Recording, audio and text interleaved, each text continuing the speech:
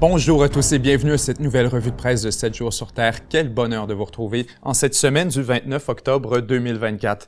Vous le devinerez, on a devant nous tout un agenda pour ce qui est du retour de l'actualité de la semaine. D'abord, bien sûr, on fera un retour sur ce qui s'est passé au Moyen-Orient. On en a fait un suivi, bien sûr, au cours des dernières semaines. Ceux qui regardent un peu la revue de presse, vous deviez vous dire que c'était certainement un des thèmes qu'on aura à l'agenda cette semaine. Cette fameuse réponse israélienne, bien sûr, réponse israélienne ou attaque israélienne. En fait, je me suis corrigé moi-même en écrivant notre programme cette semaine. J'écrivais réponse Israël. J'ai rayé pour attaque israélienne. Au pas, on en est. C'était plus du tout dans un cadre d'escalade ou quoi que ce soit. C'est vraiment plus dans une réponse d'une attaque, quoi que ce soit. C'était plutôt une attaque à proprement dire de la part d'Israël sur le territoire iranien. Maintenant, à savoir de quoi il était question, le type d'attaque, est-ce qu'on a touché les installations pétrolières, militaires, nucléaires, on avait évoqué la chose un peu aussi durant la revue de presse, on pourra revenir là-dessus tout à l'heure. C'était effectivement ce qu'on vous avait annoncé la semaine dernière, quand je vous disais, à mon avis, on va plutôt aller vers une frappe symbolique pour montrer qu'on est capable de frapper des joyaux de l'Iran, pour lui montrer qu'on est en mesure de pénétrer sur son territoire et d'opérer en toute impunité. Et c'est vraiment ce qu'a fait Israël. Donc on a prolongé un peu cette campagne que je vous mentionnais la semaine dernière, campagne d'exhibition, une guerre d'humiliation, si on veut, pour briser les mythes. Quand on parle de briser les mythes, on parle de la puissance iranienne, on parle de l'impénétrabilité du territoire iranien, de son espace aérien, on parle de l'inviolabilité, par exemple, du territoire libanais. On parle de plein de trucs comme ça qui ont été de la terreur que représentait le Hamas et le Hezbollah. Tout ça a été cassé presque systématiquement par Israël depuis les dernières semaines, les derniers mois. Et la dernière réponse sur le territoire iranien, à mon sens, s'inscrit à peu près dans tout ça. Ensuite, ceux qui ont suivi la course électorale présidentielle, bien sûr, on fera un retour tout à l'heure sur les nouvelles de cette semaine. Vous avez bien sûr Donald Trump sur Joe Rogan, une émission extrêmement suivie, un marathon de quelques 3 heures qui, aux dernières nouvelles, avait attiré presque 30-40 millions de visionnements. La dernière fois que j'avais regardé, c'est absolument un record pour ce qui est de Joe Rogan lui-même, et ce sera certainement une des entrevues les plus influentielles de l'élection elle-même. Donc, on reviendra tout à l'heure là-dessus, mais je veux surtout qu'on regarde l'état de la course actuellement, parce que si les médias sont en train de nous présenter un peu une course extrêmement serrée, il faut croire que les deux campagnes jouent un peu là-dedans. La réalité de ce qu'on observe au niveau des sondages et au niveau des précédents, des dernières campagnes, me semble tout autre. En fait, il semble qu'on se prépare à une victoire de Trump catégorique, alors qu'on est en avance dans presque tous les États pivots, systématiquement. On aura l'opportunité d'y revenir tout à l'heure également à l'appui de sondage. Ensuite, on continue avec un suivi sur un dossier qu'on a couvert également la semaine dernière, qui était bien sûr l'immigration au Canada, cette espèce de révolte vis-à-vis Justin Trudeau. Et bien sûr, pourquoi je parle d'immigration? Parce que, on le sait, je l'avais mentionné, l'immigration, c'est vraiment, si on veut, la dynastie de Justin Trudeau. C'est son héritage politique. Ça a été une grosse partie de l'idéologie qu'il a tenté d'imprégner sur le Canada et sur la structure canadienne, si on veut. D'essayer de créer, on se souvient, on avait même un dossier là-dessus, en fait, à 7 jours sur Terre, sur le projet je pense que c'était Canada Century ou quelque chose comme ça. L'objectif était d'augmenter la population canadienne jusqu'à 100 millions de personnes d'ici 2100. Vous avez donc 100 millions d'ici 2100. L'idée étant de rester compétitif au niveau économique et géopolitique, géostratégique avec les États-Unis. On le sait, on est dans un espace quand même assez contraint. On a toujours un peu la pression américaine autour du cou, et le mandat du Canada, c'est d'essayer de gérer cette relation. Ça fait partie vraiment, quand on dit les intérêts supérieurs de la nation, la relation avec les États-Unis. Et voyant tout ça, ce qu'avait calculé le gouvernement canadien, surtout ce qu'avait... C'est très idéologique, on s'entend, c'était pas nécessairement dans le pragmatisme, c'était très idéologique, c'était animé d'une pensée très politique. Cette initiative par Justin Trudeau, par son gouvernement, à partir de 2015, pour accélérer dramatiquement l'immigration. Cette semaine, ministre de l'Immigration du Canada, Mark Miller, qui nous annonce que le Canada change complètement de trajectoire, alors que non seulement on renonce aux objectifs de croissance continue pour l'immigration pour les prochaines années, mais on en vient même en fait à réduire l'immigration immédiatement pour les années à venir. On parle d'une hausse, en fait, d'une baisse quand même substantielle de quelques 21%. Ça aura certainement un impact sur la prochaine course électorale et sur même la trajectoire canadienne. On y reviendra également en fin de revue de presse. Avant, bien sûr, de se terminer avec la section en rafale. Si on a le temps, on a quelques petites nouvelles qui se sont passées cette semaine, mais je voudrais qu'on se concentre sur nos dossiers d'emblée. Parlant de dossiers et de trucs que j'aimerais avoir la chance de toucher avant qu'on se lance dans notre agenda, l'élection s'en vient. présidentielle. Vous avez quelques-uns à lever la main puis à me demander, mais jamais est-ce que ce serait peut-être cool d'organiser une soirée électorale au QG? Vous avez tellement raison, absolument. On devrait se faire une soirée électorale au QG, Ismaël. Est-ce que...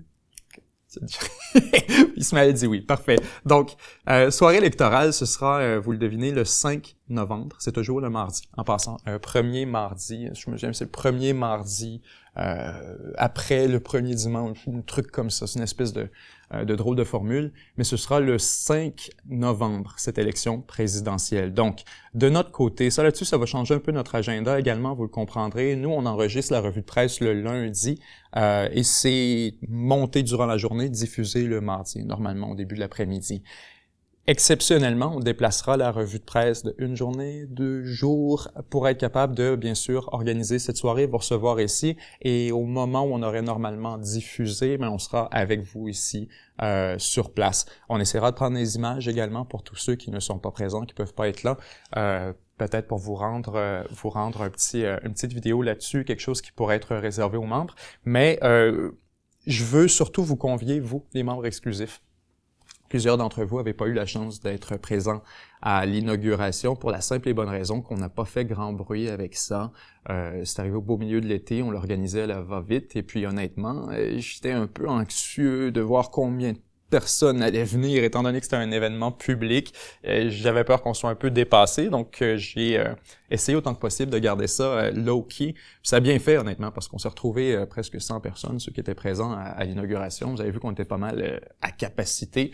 Donc, membres exclusifs cette fois. Peut-être que je vais le regretter, vous êtes quelques 5000 maintenant, vous ajoutez à coup de 300-400 à chaque semaine, c'est absolument spectaculaire. Puis d'ailleurs, je vous remercie infiniment de votre confiance, mais vous êtes tous conviés. Sans aucune discrimination par rapport au niveau de membership, etc., que vous soyez un membre depuis quelques semaines, depuis quelques jours, depuis quelques années, vous êtes tous invités ici, puis ça me fera plaisir. Je vous demande cependant de RSVP. On créera un événement qui sera rendu disponible. Je rendrai un lien directement sur l'onglet communauté de YouTube. Je vous invite, s'il vous plaît, d'RSVP. Vous aurez tous droit à un +1 si vous l'amenez conjoint, conjointe, un ami, ça fera plaisir, bien sûr, toujours de vous recevoir. Cela étant dit, s'il vous plaît, RSVP, pour qu'on puisse être en mesure d'avoir une idée quand même de la charge de travail, du nombre de personnes qui vont se présenter. On ne veut pas transformer ça en espèce d'exercice kafkaesque, c'est plus une opportunité de vous recevoir, puis de prendre un verre ensemble, puis de regarder un moment d'histoire, de consommer un moment d'histoire ensemble. Quoi qu'on y reviendra tout à l'heure, je pense qu'il y aura moins d'excitation qu'on le croirait, étant donné que les résultats deviennent de plus en plus faciles à prédire. Donc, maintenant que ça s'est mis derrière, en passant, revenez-moi pas avec 25 questions. Je vais venir avec un événement. Inquiétez-vous pas, on va donner des détails. Là, on vient juste de réfléchir à ça. Avec l'heure, etc. Vous aurez l'adresse, l'endroit pour vous stationner. Ne vous inquiétez pas, il y aura des détails additionnels. Je fais juste vous mentionner. Gardez attention pour cette annonce au cours des prochains jours. On continue avec le Moyen-Orient. Donc, on commence, devrais-je dire, avec l'armée israélienne, en fait, qui dit avoir touché une vingtaine de cibles pour sa réponse ou son attaque sur le territoire iranien. Une attaque qu'on attendait depuis très longtemps. On se souvient, on remet en contexte. Il y a eu d'abord cette attaque de la part d'Israël. On se demande à quel endroit commencer. Mais bon, Israël attaque au Liban. On réussit à tuer Hassan Nasrallah dans une frappe aérienne absolument spectaculaire avec une quantité de munitions absolument énorme. Et donc, on tue Hassan Nasrallah dans une espèce de coup de théâtre. L'Iran, bien sûr, se retrouve forcé de répondre, lance une centaine, 200 missiles, je pense 300 missiles, quelques 200 ont réussi à atteindre le territoire israélien, plusieurs ont été interceptés et quelques-uns avaient touché. On avait fait cette analyse également. Donc, réponse iranienne à laquelle immédiatement, au lendemain, Israël annonce qu'elle va répondre à son tour et qu'il y aura donc une vengeance à cette attaque iranienne contre le territoire israélien. Avance rapide. Quelques semaines plus tard, alors qu'on se demandait qu'est-ce qui était pour se produire. Les Israéliens, de leur côté, plus ça avançait, plus on se disait, ils se préparent quelque chose. Parce que les Israéliens, bien sûr, on en avait parlé un peu durant la revue de presse, il y avait vraiment une belle fenêtre d'opportunité pour en finir avec le programme nucléaire iranien. On avait, bien sûr, l'Iran qui est relativement menotté par sa volonté de négocier avec l'Occident. On a la Hamas qui est, si on veut, sur les lignes de côté en ce moment, qui est un peu aussi neutralisé. Vous avez le Hezbollah. D'ailleurs, un article intéressant qui nous ressortait ce matin sur l'Institute of the Study of War, comme quoi le Hezbollah est aussi essentiellement essentiellement neutralisé au niveau militaire, que ses capacités opérationnelles sont drastiquement réduites et qu'actuellement, malgré ce que nous présente le Hezbollah, Israël est en mesure d'opérer essentiellement toute impunité sur le territoire libanais et le Hezbollah n'oppose pas de défense crédible actuellement, au moment où on se parle. Malgré ce qu'on nous dit, Israël fait à peu près ce qu'elle veut. Donc, dans ce contexte, Israël se frottait les mains et se disait « On a vraiment une belle chance d'en finir avec le programme nucléaire iranien. » Je vous avais évoqué déjà à l'époque les quelques contraintes techniques, surtout la grosseur de la bombe, la capacité de livrer une bombe de la sorte. Est-ce que Israël en disposait in the first place? Tout ça, c'était des très bonnes questions à laquelle, en passant, on n'a toujours pas de réponse. Tout indique actuellement qu'Israël n'a pas la capacité de frapper le programme nucléaire iranien comme elle en avait l'ambition. Ce qui nous amenait à l'option suivante, une frappe sur les installations, surtout pétrolières. Ce qu'on vous avait présenté au tableau avec la carte, c'était qu'il y avait des conséquences spécifiques, des impacts très dangereux, notamment le blocage du détroit d'Ormuz, un de ces passages maritimes absolument névralgiques par lequel une quantité de pétrole absolument prodigieuse passe tous les jours, non seulement le pétrole iranien en fait, mais c'est justement l'idée, en détruisant ou plutôt en neutralisant la production, l'exportation de pétrole et d'hydrocarbures de l'Iran, on se retrouvait à retirer toute motivation de l'Iran à protéger et à garder ouvert le détroit d'Ormuz pour les autres pays. On pense donc aux Émirats arabes unis, au Qatar et à l'Irak, Arabie saoudite, etc. Tous ces pays qui sont hautement dépendants du détroit d'Ormuz et qui, non seulement pour des raisons économiques, soyons très clairs, mais aussi pour la crédibilité américaine. On l'avait mentionné, un des gros rôles, un des mandats explicites de l'ordre mondial tel que dirigé par les États-Unis, un des points qu'on a mis sur la table pour convaincre les gens au moment où on a construit ce système dans l'après-guerre, c'était justement que c'en était fini de ces routes commerciales jalousement défendues par des empires de toutes sortes, que ce soit les Français qui défendent leur propre route commerciale avec l'Afrique, que ce soit les Britanniques qui défendent avec l'Amérique du Nord, et etc. C'en était fini. À partir de maintenant, toutes les routes commerciales allaient être défendues par la marine américaine, par la puissance militaire américaine, permettant donc à tout le monde de faire du commerce avec tout le monde. C'était, si on veut, la condition sine qua non au système américain, puis au système du libre-échange. Alors donc, lorsque vous avez la navigabilité dans un de ces grands passages maritimes absolument névralgiques qui est remise en doute par une puissance, somme toute, périphérique, marginal, comme l'Iran. On parle pas de la Chine, on parle pas de la Russie, on parle pas de l'Inde, on parle d'un pays, certes, avec une puissance, mais une puissance régionale, qui est pas capable de projeter cette puissance au-delà de son environnement direct. En fait, on l'a vu de manière assez explicite avec ces fameuses réponses iraniennes contre l'État d'Israël, que au-delà de quelques kilomètres de ses frontières, les capacités opérationnelles iraniennes sont très limitées.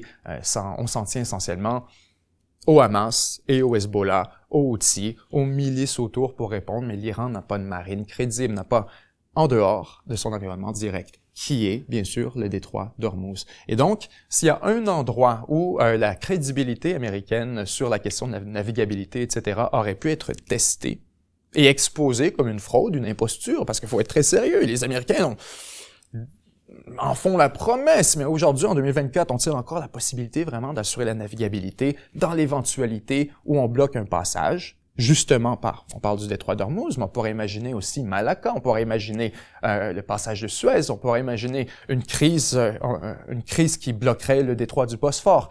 Plein de trucs qui testeraient la capacité américaine à, si on veut, maintenir le régime qu'ils ont créé et à garder leur crédibilité là-dessus. L'Iran avait vraiment une belle fenêtre d'opportunité pour justement exposer à quel point il y a une imposture américaine et à quel point, juste en bloquant le détroit d'Ormuz, on aurait créé des conséquences économiques importantes pour le monde entier. Parce que si, certes, l'Iran aurait été dérangé par le fait que son pétrole ne peut plus être exporté, ça aurait été une catastrophe économique, aucun doute. Ça aurait aussi été une catastrophe économique pour les pays de la région et plus largement pour le monde entier. Il faut le comprendre, le prix du pétrole, c'est un prix global. C'est un marché mondial. Peut-être qu'on aurait vu une fragmentation de ça, peut-être qu'on aurait vu une remise en doute de ce système mondial si jamais on avait une crise très régionale comme au Moyen-Orient où certains qui s'approvisionnent ailleurs auraient eu des meilleurs prix, auraient été en mesure de rider l'attaque si on veut. Maintenant, il y a quand même une conséquence très sérieuse pour les Américains dans l'éventualité d'une attaque sur les installations pétrolières. Une conséquence qui se ressent surtout à travers une augmentation des prix de l'essence à la pompe. Dans un contexte présidentiel, dans un contexte de course électorale, c'était tout simplement inacceptable, inadmissible pour les Américains. Alors donc, les États-Unis se retrouvaient vraiment dans une mauvaise position. On en avait parlé justement dans la revue de presse. Je vous fais cette remise en contexte parce que les Américains levaient la main et imploraient Israël de, s'il vous plaît, ne pas frapper ni l'un ni l'autre, ne frapper ni les installations nucléaires iraniennes, voyant une escalade dramatique et surtout que c'était la seule raison des Iraniens, seul jeton de négociation. Si on le retirait, on se retrouverait probablement avec un Iran beaucoup plus belligérant, beaucoup plus hostile. Et de l'autre côté, on leur demandait de ne pas frapper les installations pétrolières à cause des implications stratégiques, économiques, etc. Israël se retrouvait dans une mauvaise posture. Alors qu'on avait vraiment une belle fenêtre d'opportunité pour frapper à peu près n'importe quoi, mais les Américains exigeaient et demandaient à Israël de faire preuve de retenue et de se concentrer sur des installations militaires. C'est donc ce qu'a fait Israël. On se demandait longtemps, est-ce qu'on allait respecter les demandes américaines? Est-ce qu'on allait écouter tout ça? Je vous disais la semaine dernière, il semble y avoir un accord. D'abord en raison des déclarations de Joe Biden qui nous disait on est au courant de quelle sera la réponse et de quand elle aura lieu. C'était déjà un premier signe. Et le deuxième signe, c'était bien sûr le fait que les Américains avaient déployé le système de défense aérienne THAAD sur le territoire israélien, alors même qu'on refuse toujours de le déployer en Ukraine. Il faut comprendre que c'était ça semblait s'inscrire dans l'échange allégué plus tôt entre les États-Unis et Israël pour le contrôle de ces fameuses cibles, où on voulait s'assurer de configurer une attaque qui ne créerait pas une escalade. Les Israéliens semblent donc avoir absolument écouté les directives américaines. Peut-être était-ce en raison de contraintes techniques. On n'avait pas la bombe, on n'avait pas l'avion, peut-être que tout ça a tenu dans le compte, mais peut-être aussi effectivement que les Israéliens ont changé leurs calculs et qu'en ce moment, ce qu'ils recherchent, c'était surtout une frappe symbolique, c'était surtout d'exposer la vulnérabilité de l'Iran, de briser le mythe, de renforcer la posture de Netanyahou sans nécessairement déclencher une escalade et une nouvelle réponse iranienne à cette fameuse espèce de tit for tat qui ne s'arrête pas depuis maintenant des semaines. Alors donc, retour sur cette attaque israélienne. L'armée israélienne dit avoir touché une vingtaine de cibles en Iran, dont des installations de fabrication de missiles sol-air, donc des sites de lancement pour la défense aérienne, ainsi que d'autres sites militaires. On parle de bases, de sites de renseignement. Et là, ce qui est extrêmement intéressant là-dessus, d'abord, Israël aurait communiqué avec l'Iran pour lui révéler la nature de l'attaque. C'est un article qui nous est paru par Axios, un organe de nouvelles américain, qui nous rapporte que donc le gouvernement israélien, et ça c'est absolument fascinant. Si vous voulez savoir comment la géopolitique fonctionne, ça va vraiment absolument avec tout ce qu'on couvre ici dans les dernières semaines. Le gouvernement israélien aurait communiqué quelques heures avant l'attaque sur l'Iran avec le gouvernement iranien pour le prévenir de la nature de l'attaque, de quelle cible serait touchée de manière générale, de l'envergure, et en invitant l'Iran à ne pas répondre. Et j'en parlais, je vous dis, c'est fascinant parce que j'en parlais avec Lama, le matin même, où je suis tombé sur cet article, quelques heures plus tard. J'en parlais avec Lama, notre cherchiste, on se disait, cette attaque israélienne qui vient juste d'avoir lieu, il semble que ça a été configuré pour ne pas créer d'escalade. On se disait tous les deux, on se disait, il semble vraiment que les Israéliens ont travaillé de connivence avec les Américains pour essayer de limiter le potentiel. Et on voyait même la réaction, on reviendra dans un moment, mais la réaction iranienne et la réaction d'Israël, des deux côtés, on a semblé vouloir diminuer la dimension et l'envergure de l'attaque.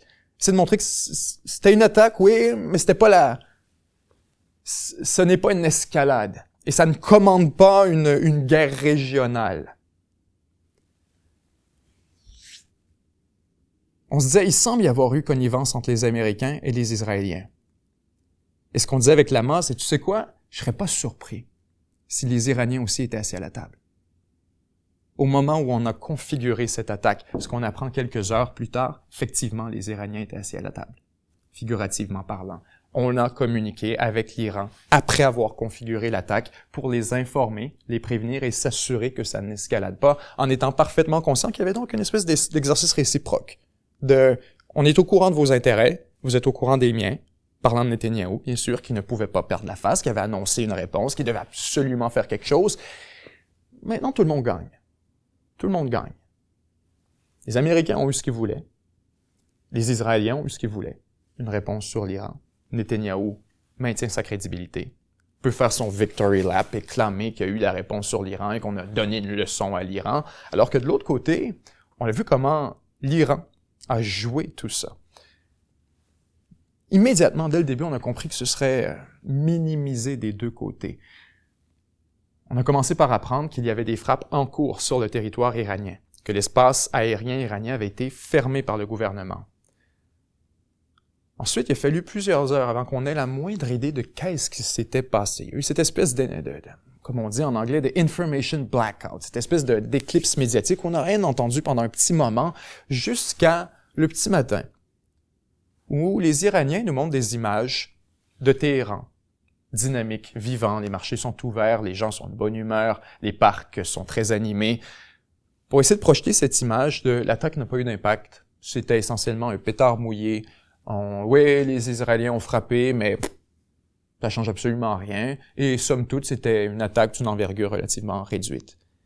Donc, les Iraniens, immédiatement, plutôt que d'exagérer la portée de l'attaque, l'envergure, pour justifier une réponse subséquente, et dire ça n'a aucun sens ce que viennent faire les Israéliens, c'est le contraire. On met la table pour ne pas répondre. Les Iraniens sont déjà en train de nous annoncer tout haut et de télégraphier au monde entier qu'ils n'ont pas l'intention de répondre. C'est ce qu'ils nous disent en minimisant la portée de l'attaque. Maintenant, du côté israélien, vous avez cette espèce de danse très délicate, où on veut jouer le jeu avec l'Iran. Effectivement, on veut pas que l'Iran réponde avec une... Donc, il faudrait surtout pas que ce soit perçu en Iran comme une attaque incroyable. Mais en même temps, du côté israélien, Netanyahou doit garder une certaine crédibilité, donc projeter au public israélien que oui, non, c'était une vraie attaque, et oui, on a réussi des objectifs stratégiques avec ça. Même si c'était de portée limitée, même si. Donc, vous avez une espèce de danse délicate en ce moment entre l'attaque réussie pour les Israéliens et le pétard mouillé pour les Iraniens. Où des deux côtés, on a un peu avantage, surtout pour les Israéliens, on a un peu avantage à jouer dans le discours iranien et à dire non, vous avez raison, c'est un pétard mouillé, on n'a rien fait. Mais de l'autre côté, si on dit ça trop fort, c'est les Israéliens qui se posent des questions. Ils se disent, mais à quoi ça servait tout ça d'abord? Donc, la danse délicate, elle s'incarne ce matin justement à travers non seulement la position iranienne qui essaie de minimiser tout ça, mais les Israéliens qui commencent maintenant à clarifier quelle était la raison de l'attaque et les gains stratégiques qui ont été réalisés. Parce que initialement, comme je vous le disais, on parlait beaucoup d'un geste symbolique. Ce qu'on disait, c'est on a réussi à frapper en Iran et on s'est concentré surtout sur les cibles militaires et sur particulièrement les installations de défense aérienne. Parmi les quelques 20 cibles touchées qu'on a mentionnées d'emblée, il y aurait environ de 8 à 10 installations S-300. Des sites de défense, donc des batteries de défense antimissiles, de défense aérienne, qui ont été vendus, équipés, fournis par la Russie. Le Kremlin, donc, dans son rapprochement avec l'Iran, avait fourni des installations S-300, des batteries S-300, avec l'objectif de permettre à l'Iran de se défendre d'attaques éventuelles. Et à ce moment-là, ce qu'on avait en tête, c'était pas nécessairement Israël, soyons très clairs, c'était plutôt les Américains. La tension qui justifiait l'espèce de danse avec le Kremlin et cet armement depuis la Russie, c'était beaucoup plus la tension avec les États-Unis et la possibilité d'une guerre avec l'administration Trump que la possibilité d'une guerre avec Israël, qui n'a jamais vraiment été sur la table dans un futur immédiat. C'était beaucoup plus crédible un affrontement avec les États-Unis et des forces américaines au Moyen-Orient. Donc, les Russes ont fourni un certain nombre de systèmes antiaériens pour l'Iran. Ces systèmes ne sont pas nécessairement les plus avancés. Il faut être très clair. Il ne faudrait pas juger de la qualité de la défense iranienne et en faire une comparaison avec celle de la Russie. La Russie opère des systèmes S-400 et même S-500 dans certains cas, qui commencent tout juste à être déployés à certains endroits, alors que l'Iran opérait un système qui était en soi un peu plus rudimentaire et avec moins de capacité. On a su ensuite, quand je vous disais une attaque symbolique, justement, c'est juste de démontrer qu'on était en mesure de frapper les fameuses batteries S-300, de montrer qu'elles étaient caduques. de montrer que la défense aérienne iranienne, c'était un non-facteur essentiellement, qu'on pouvait faire ce qu'on voulait et qu'on était capable de pénétrer sur le territoire iranien. Maintenant, il fallait détruire ces installations. Dans n'importe quelle opération, si on s'imagine, on va frapper les installations nucléaires, remplacer nucléaire par militaire, remplacer militaire par pétrolière, peu importe ce que vous allez frapper en Iran, entre vous et cette cible, il se dresse la défense aérienne. Donc, peu importe ce que voulait faire Israël dans la mission initiale, peu importe comment il configurait ça, c'est décidé d'aller il fallait commencer avec la défense aérienne. Maintenant, on aurait pu faire défense aérienne et installation pétrolière et installation nucléaire. Ça aurait fait... Mais tout ça demande une opération beaucoup plus importante. Parce que quand vous décollez avec un certain nombre de munitions, un certain nombre de carburants, vous avez des cibles. Une fois que ces cibles sont frappées, vous n'avez plus de munitions. Vous devez retourner, vous charger, vous devez retourner réapprovisionner. Donc, dans tous les scénarios, il y avait quand même un certain nombre d'étapes à accomplir. Et ce que vient de faire Israël, c'est un peu ce qu'ils disent aujourd'hui. Donc, pour récupérer le narratif et dire que c'est pas juste symbolique, il y a aussi un avantage stratégique. Ce que nous disent ces Israéliens, on a débarré la porte pour la prochaine opération. Cette serrure qui était, d'une certaine manière, la défense aérienne iranienne, on l'a ouvert. Maintenant, on peut entrer et sortir comme on le veut. C'est un peu le message que nous donnent les Iraniens. On a donc utilisé, pour aller frapper ces sites S-300, aussi une certaine démonstration de force de la part des Israéliennes, de la part d'Israël, une démonstration de la supériorité et de la supériorité qualitative, surtout de l'armement, moins quantitative que qualitative. On a utilisé des F-35, F-35 avions furtifs, donc avions de combat fournis par les Américains, qui font partie de l'inventaire des forces de défense israéliennes et qu'on imaginait probablement tout fait désigner pour ce genre d'opération. Ce que vient de faire Israël par proxy, c'est démontrer que les F-35, encore une fois, en passant, ça a déjà été démontré en Syrie, ça a été démontré à plein d'endroits par le passé, mais on a démontré encore plus hors de tout doute et de manière explicite que les S-300 sont caduques contre les F-35. Que les F-35 est effectivement en mesure de frapper probablement au-dessus de l'horizon ces sites de défense aérienne sans jamais même entrer en contact radar avec eux. Donc ça, c'est une leçon en soi sur la vulnérabilité de l'Iran et par extension, la vulnérabilité de la Chine, la vulnérabilité de certaines portions de la Russie, parce que oui, on a des S-400, mais ils sont pas déployés partout, ils sont encore très rares. Donc voilà un certain nombre de leçons d'abord. Maintenant, quand on parle de gains stratégiques, de gestes symboliques avec tout ça, il y a quand même des conséquences très importantes au niveau politique, parce que si l'Iran, de son côté, nous dit déjà qu'on ne répondra pas, là, vous avez les Israéliens qui disent « on a débarré la porte ». Ce qu'on invite, ce qu'on est en train de dire, c'est qu'il y a une brèche dans la défense aérienne iranienne et que la prochaine fois, si jamais il y a une réponse iranienne à cette attaque, on rentre et cette fois, on va aller directement à la cible. C'est un peu le message israélien là-dessus. Alors, ne soyez pas surpris. Si on voit nos amis, la Chine, mettre le pied dans tout ça. Parce qu'il existe, si certes en ce moment, les Russes en ont plein les bras, n'ont pas de S-300 en réserve à offrir, encore moins de S-400, encore moins d'appui militaire substantiel à donner à l'Iran, peut-être en 2018, 2017, 2016, tout ça, c'était absolument drôle et tout à fait raisonnable. Mais lorsqu'on arrive dans un scénario où on est nous-mêmes essentiellement saturés au niveau militaire, ou presque, avec la campagne en Ukraine, particulièrement moins pour la main-d'œuvre, mais particulièrement pour ce qui est des pièces d'équipement, de l'artillerie, des défenses aériennes, des avions, de la logistique, des camions, etc. Tout ça, c'est très, très, très important de les garder en Ukraine. Donc, aucun doute que l'Iran ne sera pas en mesure de ravitailler ses équipements S-300 et un certain nombre de ce qui a été, la plupart de ce qui a été détruit dans l'opération israélienne auprès de la Russie. Mais s'il y a quelqu'un, à travers tout ça, qui a intérêt à ce que l'Iran soit en mesure de se défendre et a intérêt à ce que les installations pétrolières iraniennes, surtout, restent intactes, eh bien, c'est le plus grand consommateur du pétrole iranien, Beijing. Et quel adon! Les Chinois ont eux aussi développé leur propre version du S-300.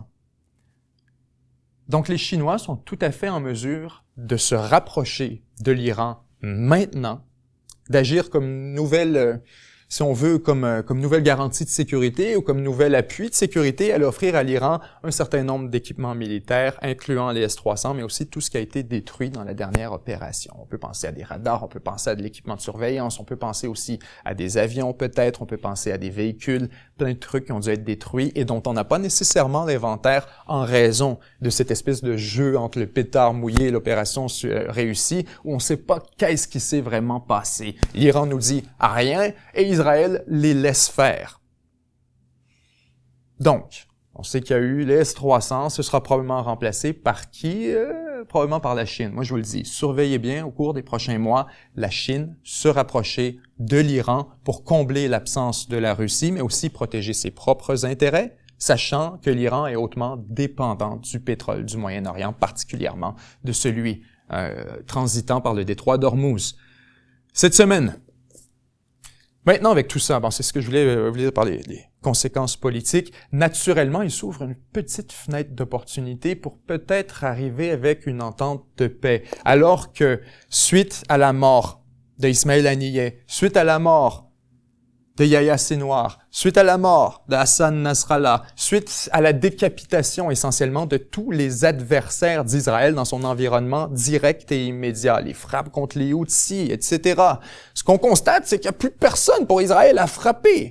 On se retrouve vraiment dans un contexte où Israël est à peu près tout seul en position de surpuissance militaire totale et entière.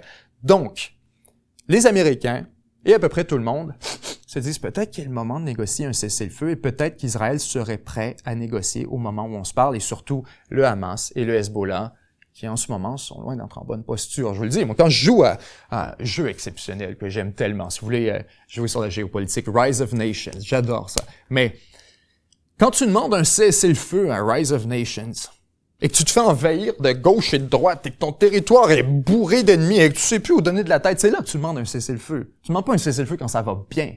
Tu ne demandes pas un cessez-le-feu quand la situation est à ton avantage. Alors donc, ce qu'on voit et ce qu'on entend de la part du Hamas, à travers notamment l'Institute for the Study of War, c'est que suite à la mort de Yahya Sinwar, qui était quand même un des plus grands opposants à une entente avec Israël, eh bien le Hamas est maintenant prêt à négocier. Le Hamas se dit prêt à négocier avec Israël pour un cessez-le-feu qu'on dit compréhensif, donc un cessez-le-feu qui comprendrait toute la question régionale, incluant le Hezbollah, incluant le Liban, incluant l'Iran, incluant Gaza. Et conséquemment, directeur de la CIA et le directeur du Mossad, donc David Barnea et William Burns, se rencontrent cette semaine au Qatar, dans la foulée de toutes ces opérations, alors que l'Iran elle-même est probablement en posture pour négocier, alors que tout le monde en a vraiment assez de cette escalade, il s'ouvre une fenêtre, enfin, pour peut-être venir à une détente. C'est paradoxal, mais ça aurait été rendu possible par la diplomatie américaine dans les heures et dans les jours qui ont précédé l'attaque israélienne. Israël avait tout à fait l'intention de mettre la merde. Absolument. Et ils ont réfléchi, ils étaient enthousiastes à l'idée, on le sentait, on le voyait, il y avait cette espèce d'arrogance vis-à-vis Washington, même quand on demandait de ne pas faire quelque chose, qu'on disait on va faire ce qu'on veut. Force est de constater que ce qui a configuré, contraint la réponse israélienne et ce qui a empêché une escalade conséquente en forçant l'Iran à répondre à une attaque qui l'aurait trop humilié, ça aurait été la diplomatie américaine dans les heures, dans les jours qui ont précédé pour convaincre Israël de paramétrer sa réponse de manière à limiter l'escalade, à y mettre fin même. Donc, la fenêtre s'ouvre maintenant pour un cessez-le-feu, autant que depuis quelques semaines, je vous disais, aucune chance, la situation est trop avantageuse pour Israël. Là, maintenant, il devient un peu difficile pour Israël d'ignorer les appels pour un cessez-le-feu. Je ne dis pas que ça va se produire, je dis qu'il y a une fenêtre d'opportunité. Reste à voir maintenant, le gros paramètre qui va définir comment ça se produit, c'est le Liban. C'est qu'au moment où on se parle, comme je vous l'ai mentionné, Israël est en position dominante au Liban. Ce qu'on reçoit comme rapport, comme information depuis le combat, c'est qu'Israël avance sans aucune opposition, que suite notamment à la mort, bien sûr, d'Hassan Nasrallah et du haut commandement du Hezbollah, cette déclaration de Jared Kushner, que je trouve qui résume facilement tout ce qui vient de se produire, comme quoi ceux qui restent actuellement au Hezbollah, vivants, n'étaient pas assez importants, soit pour assister à une rencontre de leadership, ou encore pour transporter un talkie-walkie ou un beeper. tous ceux qui étaient assez importants ont été éliminés. Donc, ce qui reste, il est tout à fait possible que ce soit une organisation complètement désorganisée, sans cohérence opérationnelle, sans organisation, et qu'on voit donc une défense un peu chaotique, un peu ridicule, qui permet à Israël de progresser en toute impunité et d'accomplir ses objectifs stratégiques. Ce que fait Israël en ce moment, on s'entend, c'est loin d'être c'est une invasion qui ne demande pas grand-chose. Le sacrifice, le tribut, le prix à payer pour les forces de défense israéliennes en ce moment est presque nul. Israël a réussi un double 6 là-dessus. On a roulé les dés, on a sorti une paire de 6. Parce que si on se souvient comment tout ça a commencé et qu'on se disait la communauté internationale au complet criait après Israël, s'il vous plaît, pas d'invasion au Liban, pas de troupes israéliennes, pas d'opération terrestre, surtout pas, ce serait une escalade, une invitation à une escalade régionale et ce serait certainement une catastrophe humanitaire, un recul pour la stabilité de la région. Et pendant que tout le monde disait Israël a tué Hassan Nasrallah, l'Iran s'est mis à attaquer, on s'est mis à s'occuper de tout ça. Et pendant ce temps-là, Israël a mené son opération terrestre au Liban. Je peux pas dire en catimini, mais presque. Presque. Parce qu'il est absolument impossible actuellement pour les grands médias internationaux d'opérer à l'intérieur du Liban. C'est tout simplement trop aléatoire. Que vous soyez à Beyrouth, que vous soyez à Tripoli, que vous soyez à Tyr, apparemment ce matin, que vous soyez n'importe où au sud de la rivière Litanie, vous exposez à des tirs absolument aléatoires. Et si Israël invite à des évacuations très ciblées à certains endroits, ça reste excessivement aléatoire. Et les gens ne savent pas vraiment où se mettre. Donc, le grand paramètre pour les prochaines semaines, pour les prochains mois, à mon avis, c'est la position israélienne au Liban. Dès qu'Israël va se mettre à sentir un peu de résistance, on va peut-être commencer à sentir le besoin de négocier. Mais tant et aussi longtemps qu'Israël gruge à travers le Liban en toute impunité, qu'on peut repousser les forces du Hezbollah, qu'on peut disloquer le Liban au sud de la rivière Litanie, jusqu'à en faire essentiellement une zone d'occupation, que ce soit par l'armée israélienne, par l'armée libanaise sous mandat de l'ONU ou par l'ONU lui-même, il y aura quelqu'un pour accomplir l'objectif stratégique libanais. On en parlait la semaine israélien, on en parlait la semaine dernière, à quel point c'est hilarant de voir que, en ce moment, Israël nous dit, nous, ce qu'on veut, comme objectif de guerre, c'est repousser le Hezbollah au nord de la rivière Litanie, c'est démilitariser le sud du Liban.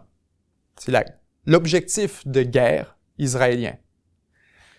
Et la position américaine, la position de l'ONU, la position de la communauté internationale pour mettre fin à la guerre, c'est quoi?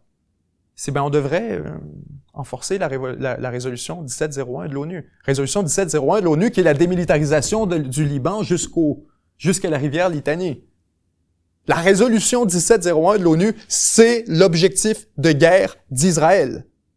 Donc, c'est facile pour l'ONU, la communauté internationale, les Américains de dire « Ah, OK, là, vous avez raison, il y a une solution pour mettre fin à tout ça. La solution diplomatique, c'est de donner à Israël tout ce qu'elle demande immédiatement et de juste en finir avec ça. » Comme quoi, il n'y a pas de conclusion qui ne se termine pas par démilitarisation entière du Liban au sud de la rivière Litanie et peut-être même par une occupation prolongée par Israël ou par une force de l'ONU, cette fois sous l'article 7 et non l'article 5. Donc, je vous le dis, en ce moment, il faudra suivre ce qui se passe au Liban et c'est vraiment ce qui va déterminer la trajectoire pour ce qui est du Moyen-Orient. Je ne pense pas qu'il puisse exister un accord avec le Hamas qui n'inclut pas le Hezbollah. Netanyahou a vraiment fait la connexion entre les deux. On en parlait encore la semaine dernière. Je vous disais, il a Saddam Husseinisé tout ça, où il n'y a absolument aucun lien entre le Hamas et le Hezbollah, du moins pas dans le conflit actuel. Justement, on avait vu à quel point il y a une fracture entre les deux. Mais on a quand même réussi, au nom du public, pour la communauté internationale, pour l'ONU, pour les médias internationaux, surtout dans l'Ouest, on a créé cette association absolument directe et indélébile. L'Irak, Saddam, 11 septembre, Ben Laden. Aucun lien, mais si on les attache ensemble et qu'on répète assez souvent, ça fonctionne. Hamas, Hezbollah, Hamas, Hezbollah, Hamas, Hezbollah, Hezbollah, Hamas. Si t'as pas un accord avec l'un, t'as pas d'accord avec l'autre. OK, good. Donc, moi, je pense que cette guerre va se continuer encore pour un petit moment, certes sous un niveau d'intensité un peu plus réduit, où Israël va peut-être mener des opérations terrestres, quelques frappes ciblées, etc., mais tranquillement, on va graduellement y aller avec notre stratégie de pied dans la porte jusqu'à ce que ça se transforme en occupation, à proprement dire. Ukraine. La situation est toujours extrêmement critique pour ce qui est de l'Ukraine actuellement. On se parlait la semaine dernière de Koursk, du front de l'incursion ukrainienne vers Koursk qui est en train de se transformer en véritable catastrophe. Ça s'accélère seulement. Cette semaine, le Washington Post notamment nous a offert un article assez inquiétant concernant la posture ukrainienne à l'intérieur de Koursk. Et ce qu'on nous dit essentiellement, c'est ce que je vous disais la semaine dernière durant la revue de presse, comme quoi avec cette poussée ukrainienne, ce qu'on a mis sur la table, c'était on a pris un risque énorme. On a essentiellement gamblé ce qui restait de ressources militaires de l'Ukraine dans une poursuite qu'on disait le tout pour le tout. On voulait briser la situation actuelle pour essayer de donner un électrochoc.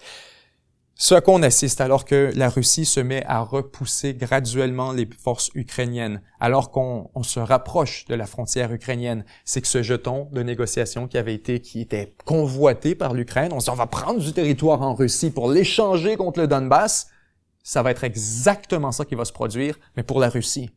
On va prendre du territoire vers Soumy à partir de Koursk et l'échanger pour le Donbass.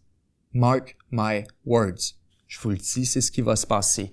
La situation actuellement à Koursk est extrêmement critique alors que on avait regardé justement sur la carte, les forces ukrainiennes se retrouvent encerclées. La question devient à savoir, est-ce qu'on accepte d'être pris comme prisonnier de guerre et échangé éventuellement contre des Russes ou encore exécuté sous les mains de la Russie? Ou est-ce qu'on accepte de céder des positions pour reculer toujours plus vers la frontière ukrainienne? La posture est à peu près insoutenable, ça c'est sûr. Les Ukrainiens ne vont pas progresser à Koursk. Les Ukrainiens vont pas gagner du nouveau territoire. En fait, au moment où on se parle, environ 50% du territoire qui avait été acquis initialement par la poussée ukrainienne a été repris par la Russie. D'ailleurs, là-dessus, à ce propos, on parlerait de cessez-le-feu et de déclaration de traité de paix, pardon. Déclaration surprenante de Poutine dans le cadre d'une entrevue et du sommet des BRICS, alors que Poutine nous dit que dans les coulisses, l'Ukraine aurait communiqué 2 fois avec la Russie à travers la Turquie pour lancer des négociations de paix. La déclaration exacte de Poutine. Nos partenaires turcs nous ont contactés avec ce qu'ils ont décrit comme des initiatives du côté ukrainien, mais à chaque fois que nous avons accepté, les Ukrainiens avaient déjà retiré leurs propositions. Ça s'est produit 2 fois. En fin de compte, nous avons besoin de savoir clairement s'ils sont prêts, s'ils ont des intentions, dit Poutine. Poutine a déclaré que des représentants turcs avaient remis des documents liés à l'Ukraine en marge du sommet du bloc économique des BRICS dans la ville de Kazan, qui selon lui nécessitait un examen attentif et qu'il n'avait pas encore eu la chance d'examiner en profondeur. Donc, on revient là-dessus rapidement, pendant le sommet des BRICS dans la ville de Kazan. Ismaël, on s'en parlait, c'est du 22 au 24 octobre, c'est ça, ça vient de se produire. Donc, en ce moment, devant le portrait qu'on a, où les Ukrainiens font encore beaucoup de postures et de gesticulations, ce qu'on sait, c'est que dans les coulisses, on essaie de reach out à la Russie. On essaie de lui tendre la main et de lui dire, est-ce que peut-être on pourra négocier? Et que aussi récemment qu'il y a quelques jours, dans le cadre du sommet des BRICS, des ressortissants ukrainiens, l'état-major ukrainien, auraient transmis à travers la Turquie à la Russie des documents qui nécessiteraient un examen attentif par le Kremlin. Ça achève. Je pense que ça achève de plus en plus. La Russie n'a jamais abandonné les négociations avec l'Ukraine et nous sommes prêts à un accord raisonnable, a déclaré Poutine. Des deux côtés, les déclarations vis-à-vis un cessez-le-feu sont extrêmement importantes à écouter parce qu'elles varient dramatiquement d'une semaine à l'autre. Alors que d'une semaine, on peut nous dire non, la seule conclusion, c'est la victoire totale et tant que l'Ukraine ne change pas complètement son... Alors que là, cette semaine, ce qu'on nous dit, c'est écoutez, on n'a jamais vraiment abandonné l'idée de négociation. Tout ce qu'on cherche, c'est un accord raisonnable. On est sorti du registre de la victoire totale. On est sorti du registre de la conquête, de l'entièreté, de l'accomplissement de tous les objectifs de guerre. C'est plutôt un accord raisonnable. Beaucoup de largesse, beaucoup de latitude là-dessus pour tant Poutine que Zelensky, qui lui aussi, si on se souvient dans la revue de presse, je crois il y a 3 semaines, on le mentionnait, Zelensky commençait à changer son registre. Et on nous parlait aussi d'une entente qui représenterait bien les intérêts de l'Ukraine et qui se voulait surtout, qui ne mettrait pas l'Ukraine dans une mauvaise posture après la guerre. Plutôt que de dire, il fallait absolument qu'on ait tout ce qu'on avait demandé, retrait total des troupes russes. Cette gesticulation se fait de moins en moins agressive, d'un côté comme de l'autre. Et Zelensky, de son côté, vous le comprendrez, il y a un peu un malaise là-dessus. Zelensky peut pas dire ce qu'il veut. Zelensky ne peut pas dire ce qu'il veut. Tant qu'il est en guerre, il doit dire que tout va bien, que l'objectif, c'est l'accomplissement total de l'expulsion des troupes de la Russie, de la reprise de tout le territoire conquis. C'est autant une posture de négociation que c'est un exercice pour le moral des Ukrainiens. Si on voit le président en train de dire « Ouais, ça regarde mal », que vont dire les soldats au front? Si on voit le président qui est déjà en train de négocier des territoires pour lesquels les soldats sont en train de se battre, qu'est-ce que ça dit? Il n'y a pas le droit. Donc même si Zelensky, ça je vous demande d'être un peu indulgent avec Zelensky là-dessus, même si Zelensky est peut-être parfaitement au courant du bordel, de l'impossibilité de gagner cette guerre et du fait que ça s'en va à un hachoir, si lui ne sent pas qu'il y a une possibilité de négocier, d'arriver à un accord, il n'a pas le choix de garder ses positions maximalistes et de continuer à maintenir. Donc on voit des deux côtés, tant pour la Russie que l'Ukraine, les deux. On est en train de faire atterrir l'avion. À coup de 100 mètres à la fois. On réduit l'altitude pour y venir à un niveau où il y aurait une discussion de possible, de réaliste. Même chose pour ce qui est de l'élection américaine, d'ailleurs. C'est un drôle de parallèle à faire, mais on y reviendra dans un instant par rapport à la course électorale. Mais j'ai l'impression que c'est ce qui est en train de se passer aussi. Alors que Donald Trump et Kamala Harris, des deux côtés, nous disent « c'est extrêmement serré, c'est extrêmement serré, allez voter, c'est serré, allez voter, c'est serré, c'est serré. » Je vous ai dit que c'est serré? Allez voter, c'est important. C'est Trump, moi ce que je crois, vous me direz que j'ai tort, je crois que la campagne Trump, de son côté, ce qu'elle observe, c'est qu'elle est en avance. On veut donc s'assurer que tout le monde ait voté. On a besoin surtout que personne ne reste à la maison, particulièrement les électeurs qui sont un peu plus,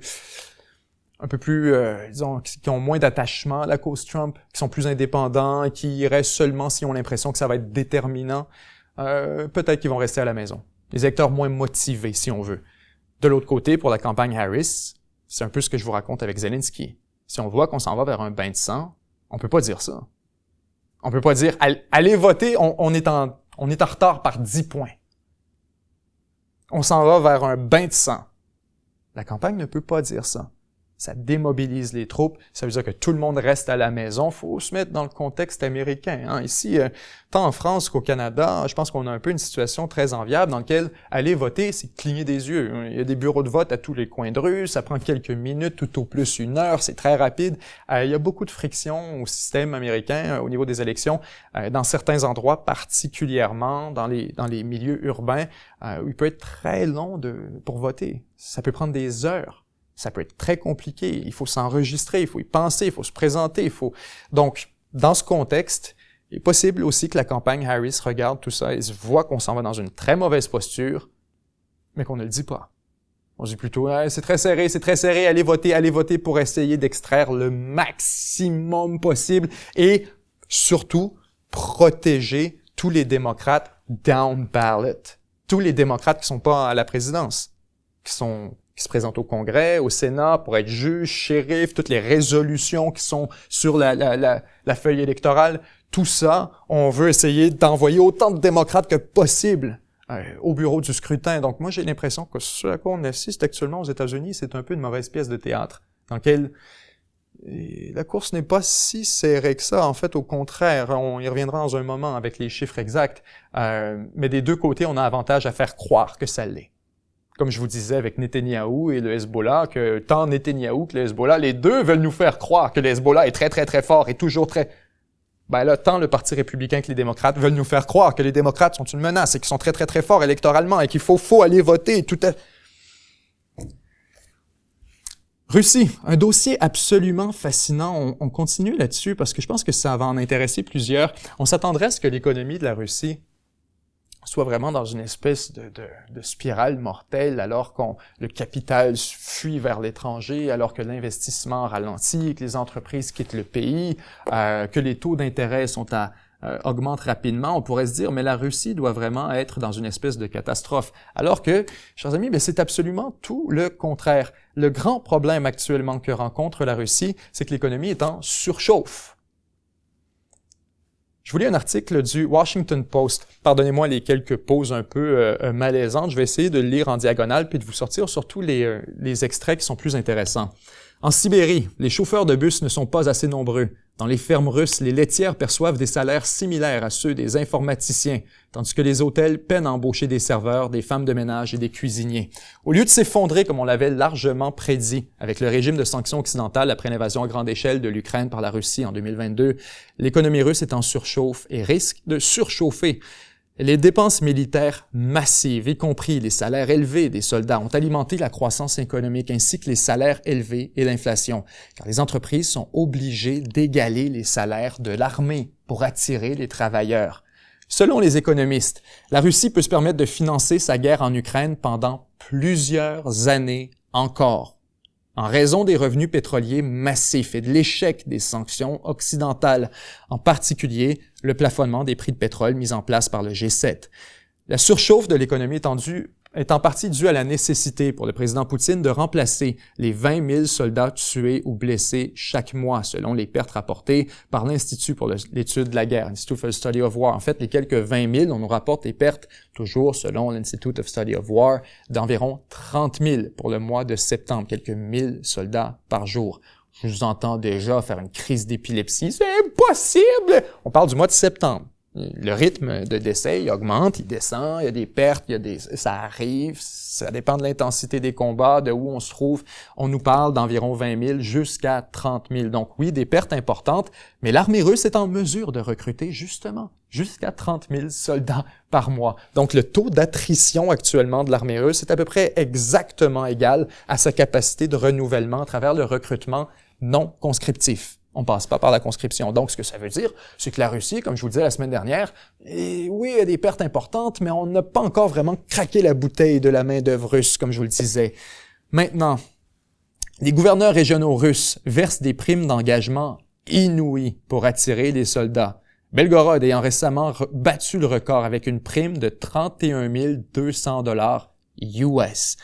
Le résultat est un quasi plein emploi en Russie. Une hausse vertigineuse des salaires, la main-d'œuvre et la capacité de la production sont presque épuisées, a averti la Banque centrale, qui a fait plus que quiconque au sein du gouvernement russe pour soutenir la guerre grâce à sa gestion de l'économie. Les taux d'inflation, les taux d'intérêt actuellement, justement, vis-à-vis l'augmentation des prix et le fait que ce qu'on a vu essentiellement, le meilleur exemple qu'on pourrait prendre, c'est la pandémie. Je m'excuse à tous ceux qui sont en Afrique de l'Ouest, à tous ceux qui ont vécu dans des pays normaux où l'arrêt et l'interruption, le gel, la suspension de l'économie mondiale pendant 2 ans a eu l'impact auquel on se serait attendu. Et je m'excuse à tous ceux où d'arrêter l'économie, ça a eu un impact négatif. Mais nous, dans notre imaginamonde où vert c'est bleu et orange c'est... L'économie s'est mieux portée pendant la pandémie parce qu'on donnait de l'argent à tout le monde. Ça a été vrai aux États-Unis, ça a été vrai au Canada, ça a été vrai dans un certain nombre de pays développés. Je serais curieux d'avoir vos témoignages par rapport à la France, etc., comment ça s'est passé, mais je présume que par notre esprit latin, ça a dû se ressembler beaucoup. Bref, un peu comme on l'a vécu durant la pandémie, où le gouvernement dépense sans compter envers une poursuite nationale qu'on estime surpasse tout le reste et la reine en importance et l'enjeu principal, comme nous, c'était la pandémie. Pour la Russie, c'est la guerre en Ukraine. Le gouvernement dépense sans compter. Lorsqu'il est temps d'engager, on engage. Lorsqu'il est temps d'acquérir, que ce soit des terrains, que ce soit des ressources, que ce soit des approvisionnements, eh bien, tout le monde doit compétitionner avec un gouvernement qui est prêt à payer le gros prix pour tout, systématiquement, toujours. Naturellement, les salaires augmentent. Exactement comme on l'a vu durant la pandémie. Les salaires augmentent, la main-d'œuvre se fait de plus en plus rare, plus personne ne veut travailler. Ceux qui veulent travailler, ils ont accès à des salaires astronomiques à l'intérieur de l'armée et peut-être pas nécessairement au combat. faut comprendre, il y a d'autres mandats que des mandats de combat. Il y en a plusieurs qui vont s'engager dans l'armée avec des salaires absolument vertigineux pour être derrière les lignes de front, à travailler la logistique, l'approvisionnement, etc. En fait, ceux qui meurent sur les lignes de front actuellement du côté russe sont surtout issus, non pas des centres urbains, mais des régions un peu plus pauvres, un peu plus ethniques de la Russie, où les gens regardent dans l'autre direction parce qu'ils sont morts avec une prime de centaines de milliers de dollars. La Russie donne l'éducation universitaire gratuite à tous ceux, aux familles de ceux qui meurent au combat et des compensations généreuses à la famille. S'il y a des conjointes, s'il y a des parents, s'il y a des enfants, tout le monde est compensé. Tout ça pour dire, la Russie a acheté la paix avec de l'argent. La conséquence, c'est qu'il y en a trop. C'est que l'économie est en surchauffe totale. Tout le monde a trop. Et maintenant, demandez-vous pourquoi les gens en Russie sont pas pressés de voir cette guerre se terminer. La même raison, merde, pourquoi tout le monde regardait dans l'autre direction en sifflotant pendant la pandémie. Tous ceux qui l'ont vécu pour vrai. Les infirmières qui étaient debout 12 heures par jour, qui, elles, trouvaient que ça devenait de plus en plus long et qu'il fallait que ça se termine.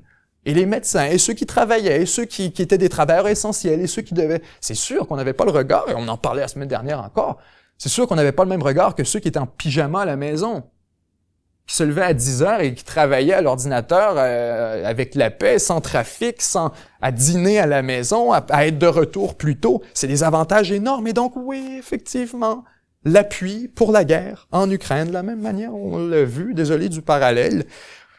Mais les Russes ne sont pas pressés de voir cette guerre terminer, parce que leur niveau de vie augmente, parce que l'économie n'a jamais été aussi bien. Tellement que le taux d'intérêt par la Banque centrale, excusez-moi de cette espèce de détour, mais ça me fait penser à ça, de voir la Banque centrale, on nous parle d'un taux d'intérêt, taux directeur, à 21%. On braille à nos mères pour 3,25% ici. 3,75%, dépendamment de l'endroit. 21, vous comprenez ce qui est en train de se produire. L'économie russe est en surchauffe totale. Et le gouvernement doit donc essayer de tenir les rênes aux banques, aux institutions financières, de dire il y a déjà trop de capital, on n'a pas besoin d'en rajouter plus. Là. Si tu veux emprunter, ça va te coûter une fortune. Tu veux emprunter 100 millions par année, il va t'en coûter 21 millions par année, juste en intérêt. Juste pour payer, t'as pas payé ta dette. Juste en intérêt. Après 5 ans, tu as payé ton 100 millions juste en intérêt. C'est l'idée, si on veut, de la Russie, c'est de décourager toute forme d'investissement additionnel dans une économie qu'on voit déjà en surchauffe. L'inflation a été nettement plus élevée que prévu en juillet, a indiqué la banque dans un communiqué. La hausse des taux de la Banque centrale a suscité la colère de certains des principaux oligarques du pays, ceux qui, justement, ont besoin de ce capital. L'un d'eux ayant récemment averti que les fabricants, les manufacturiers feraient faillite. Les entreprises privées ont du mal à rivaliser avec les salaires élevés des militaires. Une enquête réalisée ce mois-ci a révélé que 82,8% des entreprises avaient de la difficulté à attirer des travailleurs. Le ton des annonces de recrutement de soudeurs, d'ouvriers agricoles, de chauffeurs, de coursiers frise l'hystérie. Besoin urgent, facile, aucune expérience requise pour un poste d'emballeur de bar Snickers. 3 repas par jour, un logement gratuit. Plus de 4100 $ USD par mois. C'est des salaires de quelques 50 000 US dans des emplois manufacturiers en Russie, for fuck's sake. C'est le monde à l'envers. On continue là-dessus. Le salaire des militaires. Je vous invite à me dire, c'est quoi le salaire des militaires d'après vous? Lunaire. Je viens dans un moment. Selon Rosstat, les salaires réels en Russie ont augmenté de 12,9% au cours des 6 derniers mois. Même si des analystes ont remis en question ces chiffres, les revenus des travailleurs les plus pauvres ont connu la croissance la plus rapide, une hausse de 67% des revenus des travailleurs.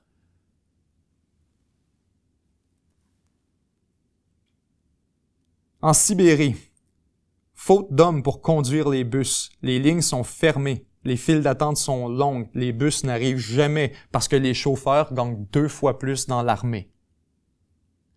Dans le passé, la Russie a pourvu des emplois à bas salaire avec des migrants d'Asie centrale, notamment on pense toujours au Kazakhstan, au Ouzbékistan, etc.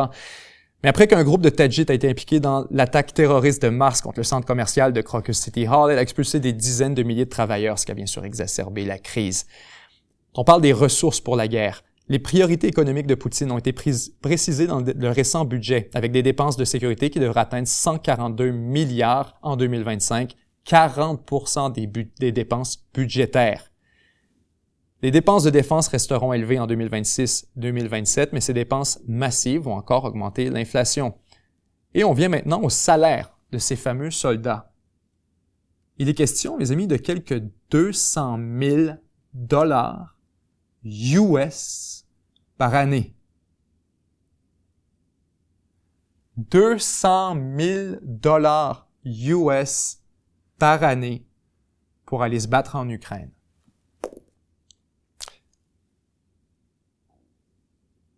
Arrête, je vous entends en arrière dire où ce qu'on signe. Hey, arrête ça. Commencez pas ça, parce que c'est exactement ce que les Russes se disent. Pourquoi je voulais vous exposer tout ça? C'est de dire, OK, mais là maintenant, comment la Russie fait pour continuer sa guerre? Comme ça. Comme ça. Comment est-ce qu'on fait pour recruter des volontaires qui se posent pas la question, qui y vont et qui sont contents? Contents d'y aller puis d'avoir... Ben, c'est ça. Et c'est un clash total avec le narratif qu'on nous donne comme quoi, la Russie est plus capable de suivre. Ben, oui, non, selon les économistes qui regardent la question, qui disent, oui, ça coûte une fortune. Oui, ça n'a aucun sens. Oui, c'est une destruction de valeur qui cause l'inflation, qui cause... Mais on pourrait faire ça pendant des années, puis les Russes n'auraient aucun problème. Le tribut à payer est incomparablement plus faible que ce qui est offert en contrepartie. L'augmentation des salaires, l'augmentation de la qualité de vie, du niveau de vie est absolument spectaculaire. Et quand on parle de quelques 200 000 $ par année, qui est en passant quelques 4 fois plus que ce qu'ils peuvent obtenir dans le meilleur des cas, normalement dans l'armée russe, et on ajoute à ça, en passant, un bonus de signature de plusieurs dizaines de milliers de dollars. Je donne les figures en dollars, on donne souvent les figures en euros. On parle d'un salaire d'au moins, d'un bonus additionnel de quelques 23 000 € qui est donné additionnellement juste pour la signature. Donc, la Russie n'a aucune difficulté à recruter, la Russie n'a aucune difficulté non plus à assumer le prix de la guerre actuellement, s'il y a quoi que ce soit. Comme je le dis, elle a de la difficulté à retenir son économie tellement c'est en surchauffe. Maintenant, soyons très clairs. Il y a un prix à payer pour tout, hein? Comment vous trouvez l'économie actuellement? How's it going now? Si on a eu beaucoup de plaisir durant la pandémie, et si c'était donc bien drôle, force est de reconnaître qu'il y a un tribut très cher à payer pour la négligence. Force est de reconnaître qu'on paye ce prix. Force est de reconnaître que l'inflation a augmenté de manière à peu près virtuellement incontrôlable pendant plusieurs mois. Que les banques centrales ont dû mener un combat contre cette inflation qui a eu des conséquences. Parce qu'à partir du moment où le gouvernement a arrêté de distribuer l'argent à gauche et à droite, mais là, instantanément, ça a été la panne à sèche. Donc, autant on n'aurait pas pu continuer les dépenses pandémiques à l'éternité, et ça aurait fini par causer problème, et que ça a causé problème le jour où on a arrêté, ben, il faut s'attendre à ce qu'il y ait des conséquences très sérieuses en Russie le jour où on va arrêter tout ça, où les salaires vont être astronomiques, où les prix vont avoir augmenté en conséquence, où l'approvisionnement va être accaparé, où toutes les chaînes vont être brisées rapidement à mesure où le gouvernement ne fera plus autant d'achats. Donc, ce qu'on a vu, si on veut, après la Deuxième Guerre mondiale pour l'économie américaine, où on doit faire une reconfiguration entière et totale, on risque de voir quelque chose d'un peu similaire pour ce qui est de la Russie après l'Ukraine, où on va devoir soutenir l'économie pendant des années. Et la bonne nouvelle pour le gouvernement russe, paradoxalement, c'est qu'on a de la marge de manœuvre. Avec un taux d'intérêt à 21%, nous, ce qu'on a fait de notre côté, en montant le taux, puis montant le taux, puis montant le taux, on s'achetait de la marge de manœuvre. Ça fait 40 ans qu'on part de 10, 15, 20%. On est descendu des années 80, 70 pour se rendre jusqu'à 0%. Et là, on n'avait plus aucune marge de manœuvre. Essentiellement à partir de 2001, 2008, etc. Toute cette période, aucune marge de manœuvre. On a essayé de remonter, causer une récession, retomber à zéro. Donc là, on s'est acheté un petit peu de marge de manœuvre, juste pour dire qu'on est capable de les rebaisser encore la prochaine fois que ça va partir en couille. C'est tout ce qu'on a fait. C'est tout ce qu'on a fait. C'est la seule raison. Puis d'ailleurs, on n'a jamais configuré nos augmentations de taux d'intérêt en fonction de l'impact sur l'économie. À se dire, est-ce que ça ralentit l'inflation? Il y avait ça, oui, mais on était surtout très pressé de se donner autant d'altitude que possible pour être capable d'atterrir ensuite, sans s'écraser le nez. C'était surtout ce qu'on était en train de faire, de se dépêcher, de se ramasser autant de munitions que possible pendant que l'économie n'était pas encore effondrée pour être capable de les dépenser, de restimuler l'économie dans l'autre direction. La Russie se retrouve dans une très bonne posture, si on veut, là-dessus. On s'entend, mettez un grain de sel quand on parle d'un pays avec un taux d'économie, un taux de croissance qui va s'effondrer après la guerre, avec un pays où les dépenses sont surtout par le gouvernement, où il y a une inflation de la sorte, où on s'entend là, quand je dis en bonne posture, là, tout est relatif. Ce que je veux dire, c'est qu'au moins, ce qui va être un peu salvateur, c'est le fait qu'on a encore un taux d'intérêt extrêmement élevé, que entre vous et moi, si d'un matin, la Banque centrale russe, après la guerre, se lance dans une baisse continue des taux d'intérêt constante, de 21 à 20, à 19, à 18, à 17, à 16, à 15, à 14, à 13. Ça va avoir un impact économique qui on pourrait être en mesure de soutenir la Russie pendant la période plus difficile, si on veut, plus instable. Donc, situation économique en Russie, relativement tolérable pour le moment. On continue avec le Canada. Le Canada qui change totalement de trajectoire là-dessus. On s'en est parlé un peu.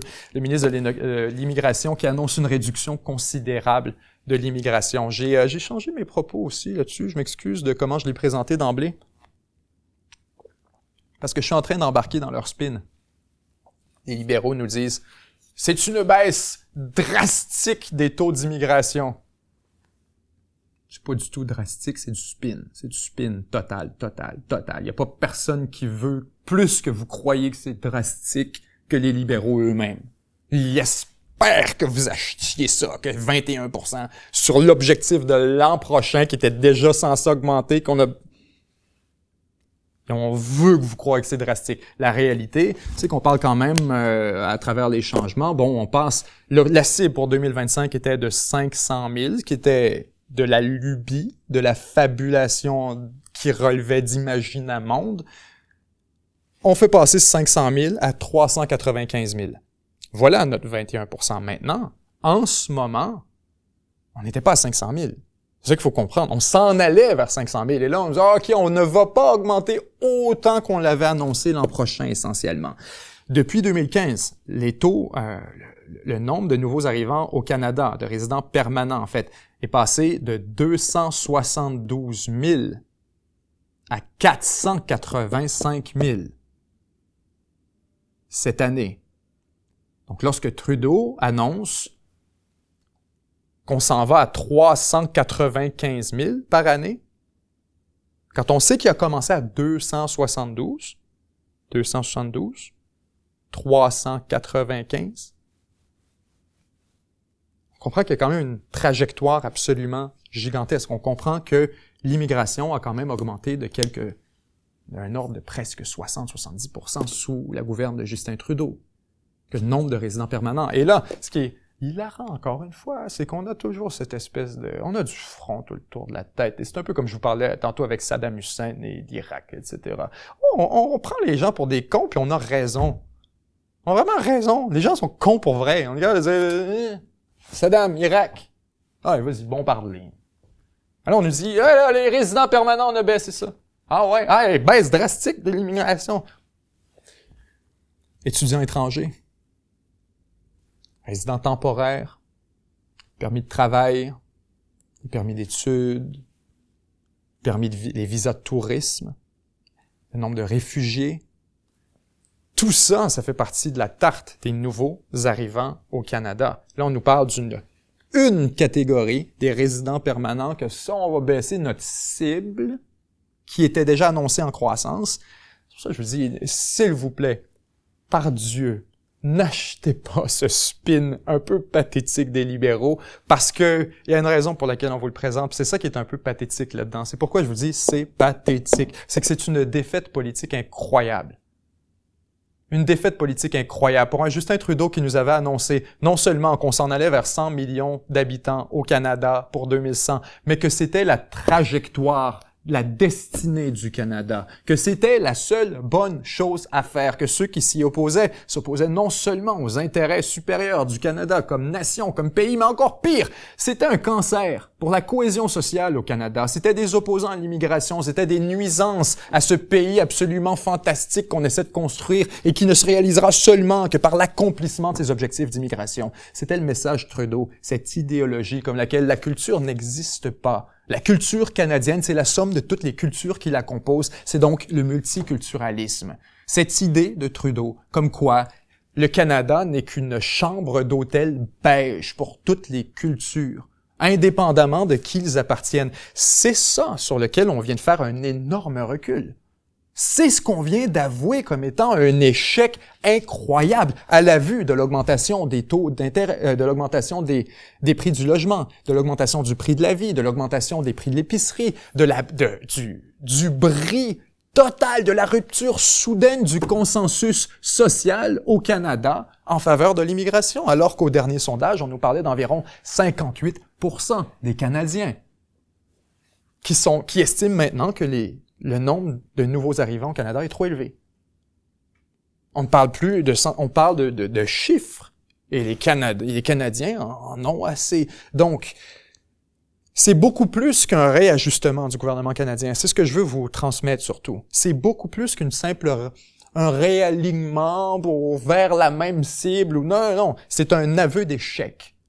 C'est un aveu public d'un échec catastrophique pour l'héritage de Trudeau, qu'on vient de nullifier et de dire « On a essayé. 1, vous avez raison. 2, ça n'a pas marché. » C'est 2 énormes concessions. Parce que ça fait non seulement dire Trudeau a perdu, pas réussi, c'est pire que ça. C'est essentiellement de neutraliser la posture politique qu'avait proposée Trudeau. Tu peux plus proposer ça aujourd'hui. Si un politicien canadien arriverait, même un libéral, en disant « on va augmenter les cibles d'immigration », les gens sont brûlés pour toujours. Pour les années à venir, les chefs libéraux sont condamnés à être plus modérés sur la question de l'immigration, à faire très attention à leurs propos, parce qu'ils vont porter le bagage d'un échec politique et idéologique spectaculaire à la vue de tous. Si au moins Justin Trudeau avait décidé de mourir par l'épée, de porter ses politiques destructrices jusqu'à une échéance électorale et d'être battu là-dessus. On pourrait dire, hey, you know what, j'y crois encore. Non, maintenant Trudeau vient de nous avouer que lui-même, non, vous avez raison, ça n'a pas marché. Et là, on amène ça, notre aveu d'échec, on amène tout ça, on met ça dans notre bagage, et là, on s'en vient en élection. Les libéraux se sont auto-disqualifiés pour la prochaine élection. Trudeau vient de perdre la prochaine élection juste en faisant ça. C'est hilarant! D'un côté, il ne pouvait pas gagner en maintenant ses cibles d'immigration et en faisant comme si de rien n'était. D'un côté. Mais de l'autre côté, il ne peut pas non plus avouer que c'est un échec total et que tout ce qu'il a proposé, tout ce qu'il a prescrit au Canada comme médecin était un poison. C'est ce qu'il vient de dire. Donc Trudeau est dans une très mauvaise position. Et pourquoi vous pensez qu'il vient de faire ça? Parce que ça lui tente? Parce qu'il vient d'avoir une épiphanie que... Non! Parce qu'on se parlait la semaine dernière qu'il y avait une révolte en cours au Parti libéral. Ben, for fuck's sake! Tout le monde s'est réuni cette semaine, justement, à Ottawa, avec un ultimatum pour Justin Trudeau, comme quoi il y avait jusqu'au 29 octobre, jusqu'à maintenant, pour réagir, pour leur dire s'il restait ou pas comme chef du Parti libéral. On lui a donné une date. Là, tu t'en vas ou tu restes, mais il faut que tu nous dises pour cette date-là. Là. Et Trudeau, le lendemain, il a dit « Non, je reste chef du Parti libéral. » Ouais. Et quelques jours après, dans la foulée de tout ça, ce qu'on apprend, c'est que l'orientation du gouvernement Trudeau sur l'immigration vient complètement de se renverser et qu'on accepte de faire une reconnaissance d'échec. C'est pas ça il tente à Justin Trudeau. C'est pas ça il tente. C'est qu'il y a un gun sur la tempe qui s'appelle le cabinet. Et le cabinet a mis une balle dans le fusil. On attend. Trudeau a pas le choix. Trudeau dit, vous savez quoi, finalement, là, tout ce que je vous ai dit depuis 10 ans, là, c'est pas si brillant que ça, finalement. Peut-être que j'avais tort. Peut-être que tous mes opposants avaient raison depuis le début. Peut-être que la Banque centrale avait raison. Peut-être que les banques canadiennes avaient raison en nous disant que l'immigration contribuait directement à l'inflation, à l'augmentation des taux de la vie, qu'il n'y avait rien à faire tant qu'on ne touchait pas à ça. Peut-être que c'était pas éminemment raciste et foncièrement xénophobe que de faire une association entre le coût de la vie et les marchés qui sont entièrement saturés et sur lesquels on continue d'envoyer de la demande. Ça devenait intellectuellement embarrassant. Le cabinet l'a fait comprendre à Trudeau qu'on était plus prêt à être embarrassé intellectuellement à chaque fois qu'on parle de la question et que, bon, c'est l'un ou l'autre. Ce fameux, ce réalignement du gouvernement fédéral, je vous le demande, s'il vous plaît, ne prêtez aucun mérite au gouvernement libéral pour ça. Il fait pas ça pour vous autres. Il fait juste ça pour lui. En rafale, le Venezuela arrête un ancien ministre du pétrole, un ministre qui, apparemment, aurait remis le cerveau de l'entreprise pétrolière vénézuélienne à une entreprise américaine qui serait connectée au service de renseignement américain. Donc, quand même, une énorme brèche de sécurité, quelque chose d'absolument intéressant. Et c'est pourquoi je voulais vous en parler, parce qu'on a souvent ces histoires de hacking et d'utilisation de backdoor versus une technologie X, Y, Z. Là, maintenant, on a vraiment une démonstration de comment ça se fait. C'est carrément une entreprise connectée au service de renseignement américain qui entre en conversation secrète, en démarche avec un haut placé à l'intérieur de l'entreprise pétrolière vénézuélienne, ministre du pétrole, pour lui demander s'il n'y aurait peut-être pas moyen d'avoir un élément physique, le cerveau, l'information sur le système d'approvisionnement automatisé. Donc ça aurait été remis aux Américains dans la foulée de scandale. On arrête donc le responsable en question et on a une bonne indication, si on veut, sur le niveau de pénétration des renseignements américains sur les infrastructures stratégiques de pays hostiles. Quand on pense au Venezuela, Cuba, etc., il faut vraiment pas s'en surprendre. Les États-Unis déploient Meadowlands, le nouveau système, ou plutôt devrais-je dire un ancien nouveau système de brouillage satellitaire. On se souvient, il y a environ 2 ans, je vous avais parlé aussi dans une revue de presse, les Américains qui se mettaient à déployer un nouveau type d'armement qu'on commençait à observer non seulement en fait aux États-Unis, mais aussi en Chine, des unités de brouillage de satellites. Cette espèce de guerre de satellites qui devient absolument hors de contrôle, où partout où vous clignez des yeux, il y a 50 satellites qui vous passent au-dessus de la tête. Initialement, ce que faisaient les Américains puis les grandes puissances, c'est tout simplement qu'on les étudiait, on regardait leur trajectoire, puis on savait qu'à 11h07, il y a un satellite soviétique qui passe au-dessus de notre tête. Donc, à 11h04, on met des énormes bâches par-dessus tous les avions, puis on s'arrange, on les rentre dans les hangars, puis on s'arrange pour qu'il n'y ait rien à capter. On arrête pendant 5 minutes, le temps qu'il y a un survol satellitaire, puis on recommence ensuite. Il y avait vraiment des exercices comme ça, avec des espèces de sonneries toute la journée pour s'assurer que les gens respectaient l'agenda satellitaire, qu'il soit chinois, soviétique ou de quelconque adversaire présumé. Aujourd'hui, il y a beaucoup trop de satellites. On n'est plus capable de se cacher de quoi que ce soit. Il y en a en permanence. Certains sont en orbite géostationnaire, donc sont en mesure avec des caméras toujours de plus en plus avancées, même les satellites en basse orbite qui commencent à être de plus en plus fréquents. On est en mesure d'avoir une couverture essentiellement en permanence sur toutes les régions du monde, particulièrement pour ce qui est des services de renseignement. Alors, le problème doit être répondu avec une solution conséquente. Les Américains et les Chinois, mais aussi les Russes avec un certain nombre de systèmes, sont mis à développer des unités de brouillage anti-radar qui sont littéralement comme essentiellement une radio avec un énorme porte-voix qui hurle après le satellite. C'est un peu comme si vous essayiez de parler avec votre conjointe de l'autre côté de la pièce, mais qu'il y a les enfants entre les deux qui se crient les uns après les autres, il n'y a aucun moyen de s'entendre. C'est exactement la même chose avec le brouillage satellitaire. L'idée, c'est de dire, vous essayez d'écouter ce qui se passe ici, on met notre unité de brouillage entre les deux, et on se met à crier après le satellite, mais le satellite n'entend plus rien. Ou du moins, l'information est impossible à récupérer. Ce système avait été déployé par les Américains. L'avantage, c'est que c'est un système mobile, littéralement sur un camion. On peut le déplacer, l'amener à un endroit sensible pendant une période de temps et s'assurer qu'il n'y a pas d'exposition satellitaire aux renseignements étrangers. Ça avait été inventé, déployé autour de 2018-2019 jusqu'à 2022, jusqu'à ce qu'on se rende compte que, problème technique, mais on ne savait pas c'était quoi exactement. 2 ans plus tard, presque 3 ans plus tard, les Américains réintroduisent aujourd'hui Meadowlands à un certain nombre d'installations qu'on estime particulièrement importantes.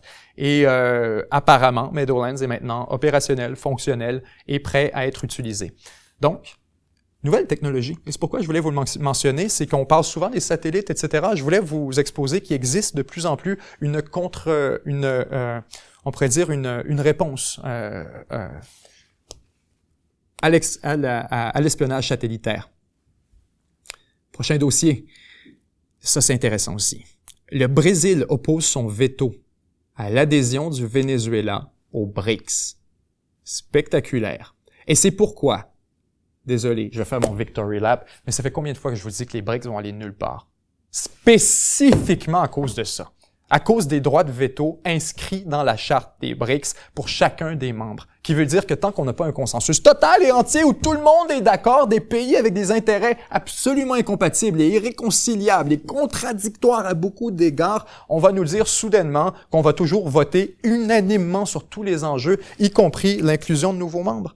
Et à chaque fois qu'on entre un nouveau membre, c'est en soi une bombe à retardement qui finira un jour par mettre un veto sur quelque chose. Donc, paradoxalement, aussi hilarant que prévisible, le Brésil a décidé, et ça c'est aussi, quand je dis aussi hilarant que prévisible, c'est que Lula, le président brésilien, a fait à croire qu'il était malade pour ne pas aller aux BRICS.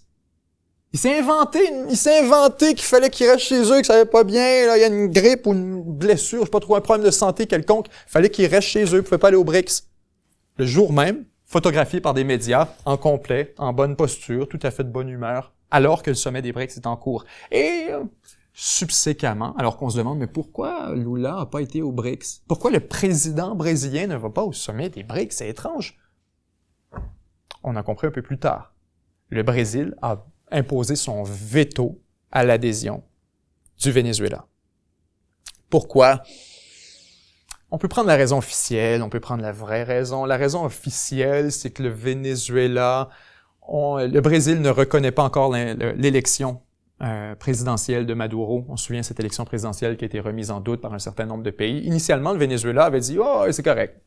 C'est tout le temps de même au Venezuela, essentiellement. C'est un peu le message du Brésil, jusqu'à ce que les Américains se mettent à s'en mêler et à mettre un peu de pression. Et soudainement, le Brésil s'est mis à rejoindre un peu la position américaine et des États plus modérés. On demandait à ce qu'on publie les procès-verbaux, donc les résultats détaillés, ventilés de toutes de l'élection présidentielle, à tous les bureaux, bien sûr, régionalement, individuellement.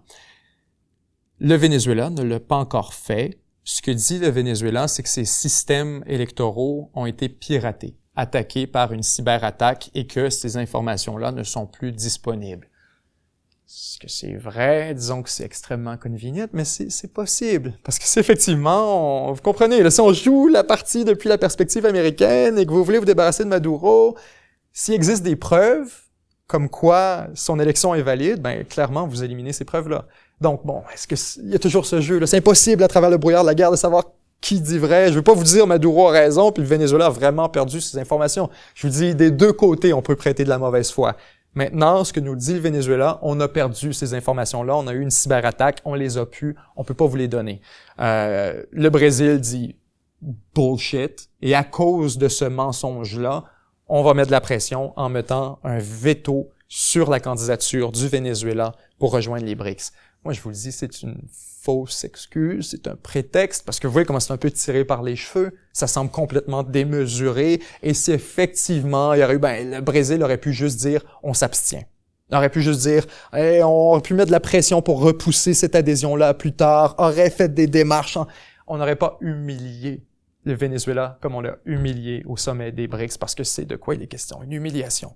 Le Venezuela qui, depuis des mois, sinon des années, répétait le discours de la Russie, de la Chine, d'un monde multipolaire, de la nécessité de briser la domination du dollar, de dédollariser les échanges, d'en venir avec un monde un peu plus équilibré, avec diverses puissances, le multilatéralisme à l'intérieur des BRICS, on saluait ça. Tout ça, c'est le Venezuela depuis des années. Et maintenant, très publiquement, le Brésil dit « C'est quoi?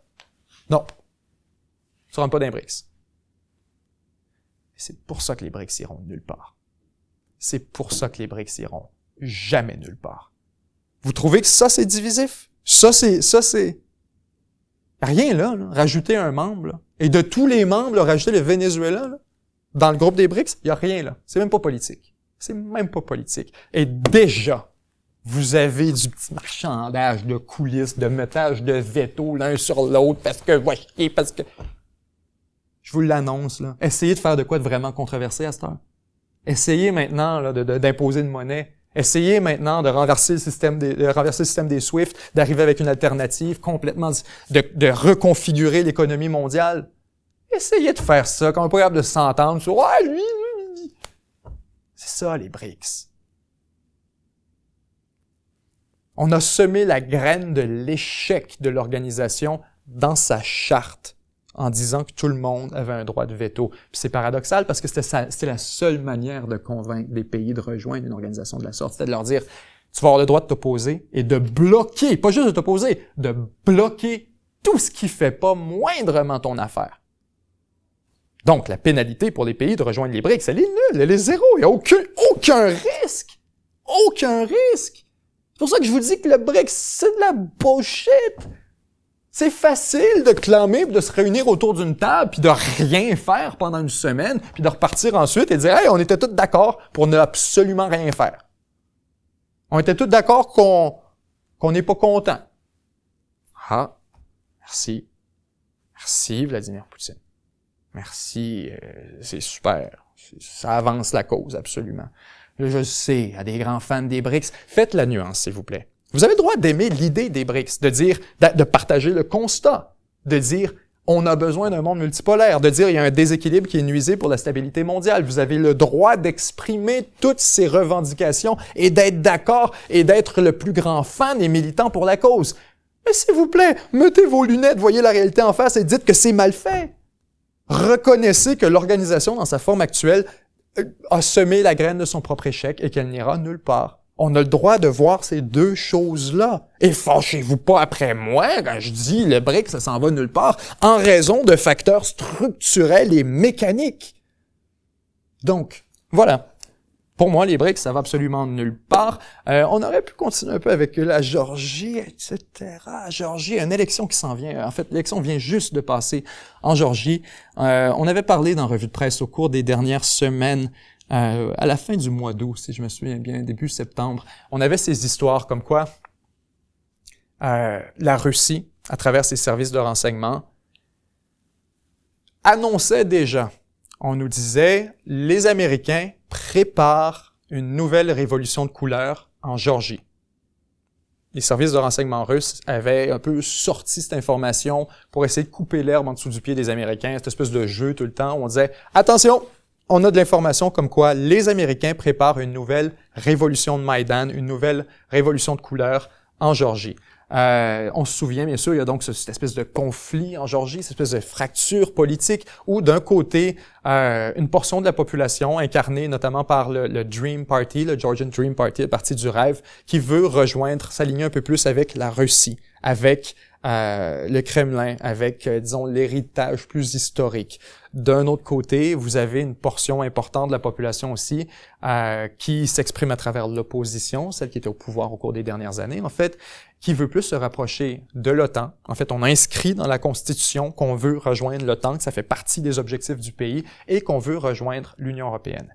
C'était donc une espèce de fracture, un peu comme on l'a vu en Ukraine en 2014, dans les années qui ont précédé Maïdan, où d'un côté, certains étaient plus pro-russes et de l'autre étaient plus pro-Europe. Cette fracture, elle vient de s'incarner à travers la dernière élection parlementaire en Géorgie, alors que le parti du rêve, le parti aligné avec le Kremlin, vient de remporter l'élection parlementaire avec 54% des votes.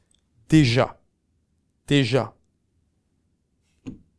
l'opposition dit « Bullshit, l'élection vaut rien, la Russie a acheté des votes, ça a été, il y a eu du bourrage d'urnes, il y a eu de la fraude, il y a eu des mauvais décomptes, il y a eu, bref, on envoie le livre au complet. Je suis pas là pour vous le dire, là. Je suis pas en Georgie, je ne sais pas si c'est vrai. » Et immédiatement, l'opposition dit « Cette élection est frauduleuse et on ne la reconnaît pas. » C'est pourquoi je vous en parle maintenant. Et là, je me demandais est-ce que j'en parle, on n'a pas le choix d'en parler parce que ça s'apprête à très mal tourner tout ça. Ça s'apprête à très mal tourner.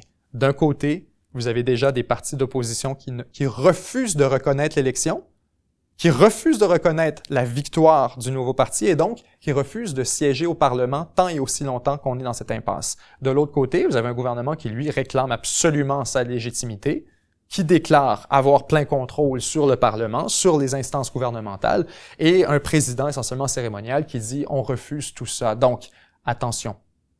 Attention. Dans les prochaines semaines, on appelle déjà à des manifestations massives dans les rues de Tbilissi. On appelle déjà à des manifestations à grandeur du pays pour contester les résultats électoraux. On appelle à une intervention internationale. On appelle à des observateurs de l'eau. Ça sent extrêmement mauvais. C'est comme ça que commencent effectivement les révolutions de couleur. Je vous dis pas que c'est ce qui est en train de se produire, mais c'est comme ça que ça commence. Contestation d'une élection qu'on refuse, qu'on rejette, le gouvernement devient illégitime et donc, par extension, on tombe dans une crise constitutionnelle. Et naturellement, on a deux camps qui s'affrontent pour le contrôle du pouvoir, ce qui nous porte à croire soit quoi? Une guerre civile? Un affrontement politique prolongé? Une révolution de couleur? Je vous dis pas que les Russes avaient raison, là, soyons très clairs, là, je veux pas que vous pensiez, il est en train de dire que la Russie l'avait annoncé. Non, pas du tout.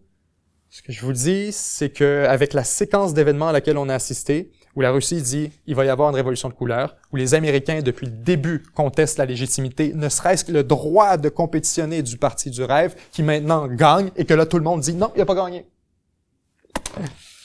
Je vous dis que si on avait écrit le scénario d'une révolution en Géorgie et d'un bordel en Géorgie, ça commence comme ça. Ça commence comme ça. Élection. Personne ne la reconnaît, le parti est exclu, la Russie prend un côté, l'Occident prend l'autre, il n'y a pas de conclusion, les gens sortent dans les rues. God, this smells fucking bad, boys. Merci d'avoir été là, tout le monde. On se revoit donc la semaine prochaine pour une, j'allais dire, revue de presse. Je me suis presque pris dans mon propre segment. Ce sera rassemblement pour l'élection présidentielle. On a quand même beaucoup de place ici. Quoi? 30, 40, 50 si on est complètement fou.